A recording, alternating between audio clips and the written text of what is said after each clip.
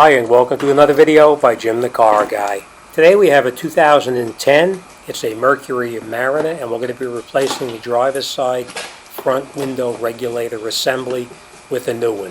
The first thing we're going to do is we're going to take off all of the screws that you see in the outside portion of the door itself. Then you're going to go inside the armrest portion, and you're going to find the Phillips head screw also inside there. We're going to remove that Phillips head screw, and then once we have them out, being careful not to drop them, we'll put them off to the side. And then down in the very front portion of it, you'll see there's a couple of screws inside the front there as well. Don't force anything until you make sure all of your screws are out. Then you put a small little screwdriver in there and you pop the door trim panel off. And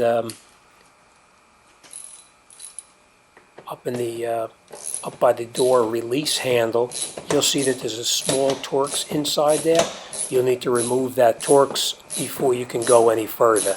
And by removing the Torx, you're just going to make sure you put everything back in the same location that you previously took it out of. So we'll just take this out.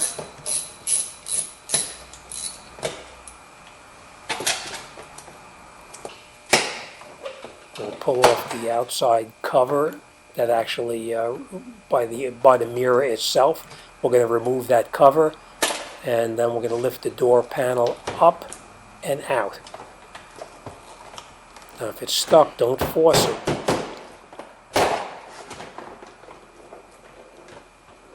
By tapping on the upper portion of it and pushing it in, you can see it pulls right out.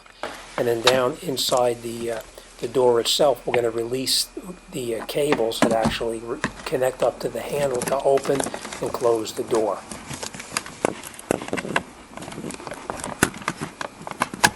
The electrical connectors, you just push the small little locking tab in and you can pull them out. Make sure you push the tab in nice and firmly.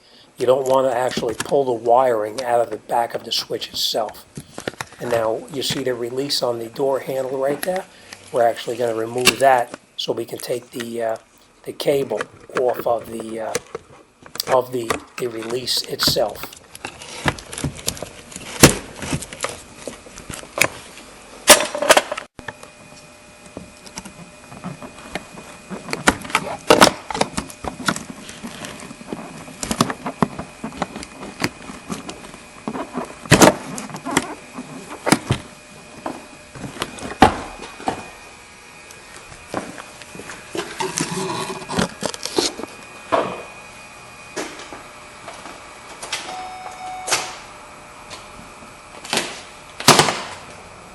Now at this point you're going to be removing the plastic covering on the inside of the door. Don't just rip it off. You're going to need to put that back on there because that's a sound insulator, and it also keeps any kind of moisture from getting into the passenger compartment itself.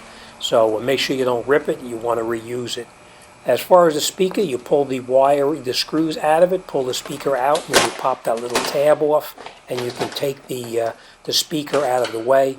And then you can pull that whole plastic piece off without destroying it for future use to put it back together. At this point, you want to take the small little bolts that actually hold the window itself to the window regulator. They're 10 millimeter, so we're going to take out, there's probably two of them on your vehicle as well. So we're going to take both of those 10 millimeter screws out.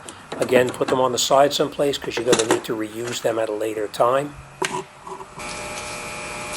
Okay, now you'll see I'm using some tape here to hold the window up and out of the way.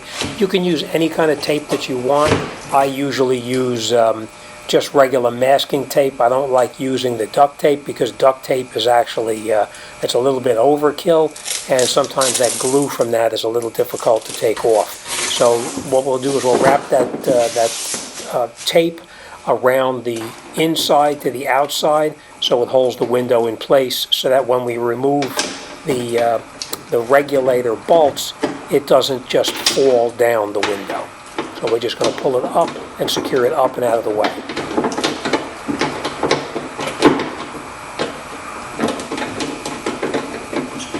Now at this point we're going to take out all of the bolts that hold the regulator assembly to the door, to the inside panel of the door. So we're going to remove all of them from the car, truck, and we'll loosen up that regulator so that we can actually access it to slide it out through one of the openings. So make sure you have all your bolts out before you try to pull it up and out of there.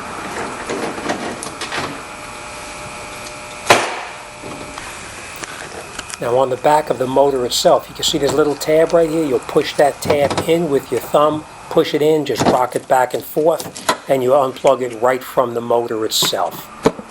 If it doesn't pull out right away, don't worry about it. Just give it a little, like a screwdriver, and you can push in on that tab to get it to release.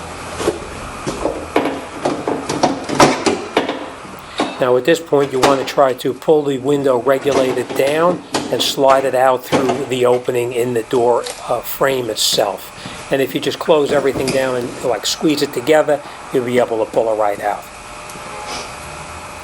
Okay, now we'll take our replacement window regulator and motor assembly, and we just put it right back in the exact same way that we took it out. Just maneuver it around and put it right back up so that you actually can line up all of the bolts that you previously took out. So we're just going to play around with it now till we have everything lined up, and then we're going to catch all of the bolts. Now before you tighten up any of the bolts in here, you want to just make sure everything is caught first, and by caught I mean that the bolt screws into the motor and the regulator by at least a couple of threads. It's a lot easier to put the bolts in while everything is still loose versus tightening up one bolt and then the bolt holes may be slightly off just a little bit. So catch everything by hand, screw it in a couple of turns, and then once you have all of the bolts caught, or by a couple of threads at least, at that point is when you will go around and tighten everything up till it's snug.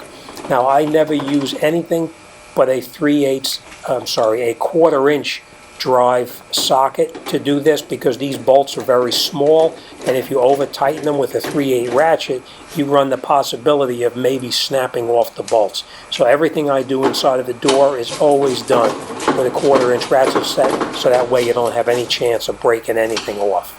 Now we're going to go around and we're going to snug everything up. Now that we have everything that was caught, now we can tighten it all up so that everything is tightened up before we proceed to putting the window back into the new regulator. Okay, now that everything is tight, you want to make sure that you plug your motor back in, because you hate to put your door back together only to find out that you forgot to plug your motor back in. So make sure when you plug it in, you hear that snap as the plug goes into the motor. And that snap is actually the plug locking in place so that it will not be a problem where it rattles out at some point when you go over a bump. We're going to remove the tape from the top of the window and lower it down, and now we'll catch the bolts that actually secure the window regulator assembly to the window itself.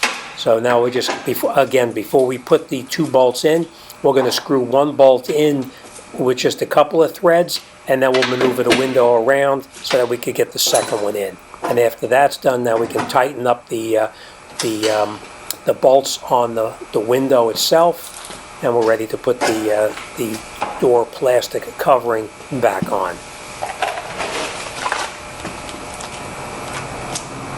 Now when you're putting your plastic shield or dust shield or sound insulator back on, most of the time it'll stay on where it came off because the glue on there is very sticky.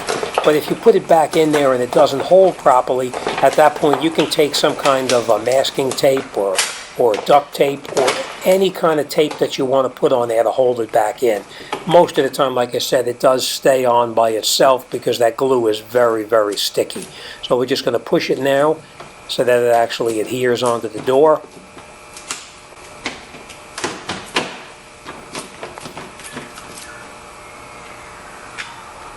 Now we're going to take our speaker, and we're going to plug the plug back in that was actually on the speaker itself. We're going to put that back in, and then we'll secure the speaker back in place with the screws that we previously took out.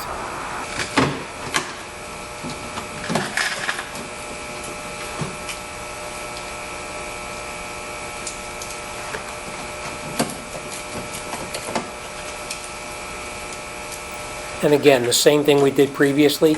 You don't want to tighten up any of the screws on the speaker itself until you have all the screws are at least caught by a couple of threads. And once they're caught by a couple of threads, then we can go around and we can tighten up all of the screws that hold the speaker into the door itself.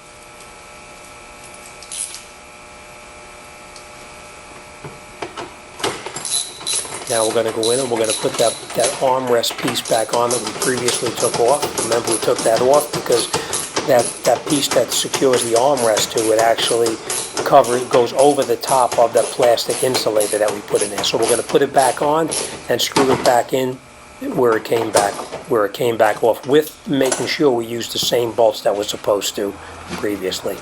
We're going to reinstall the insulator in the bottom portion of the door. That's actually a sound insulator, and it's also probably something to do with impact too. I'm not sure exactly why, but we're going to put it back in, and that'll keep the door nice and firm, and it won't have that hollow feel underneath the door when you put it back together. So don't throw it away. Make sure you use the piece that you it's like a styrofoam piece that goes back inside the door, and then we'll put our tabs back in and lock it in place. Okay, now we'll grab our door panel and we'll bring our panel back over to where we actually are going to reattach it on there. Now, remember, the first thing we did is we want to reattach all of our electrical plugs. Again, you're going to listen for the plugs to snap into place. Once they snap in, then you know they're not going to actually fall out by accident. And then once you get that done, then we're going to take that cable that releases the door or unlocks the door and opens it, and we're going to put it back in where we previously took it out of, and then we'll make sure that that little tab snaps back into the door itself so that it actually is held in there nice and tight.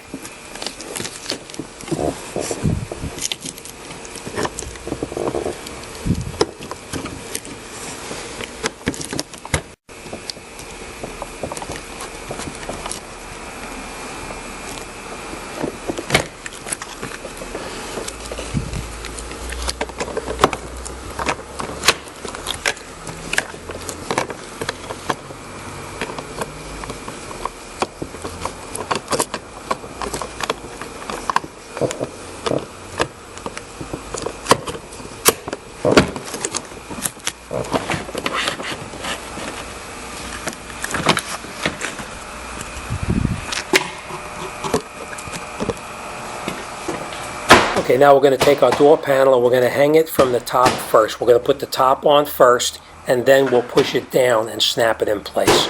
And you want to make sure that the top piece goes around with the channel where the window runs. And now we'll grab all of our screws that we previously took out, and we're going to put them all in until we have them with no leftover screws at all. So we're going to catch everything by hand. Instead of screwing it in with the ratchet, we're going to screw it in by hand so we don't cross-thread anything. Not that it's a big problem, because it's actually just screwing into plastic as well, so it's not really a big deal. But we're going to catch it and snug everything down nice and tight, and then we'll go around and we'll put all the screws in the frame of the door itself.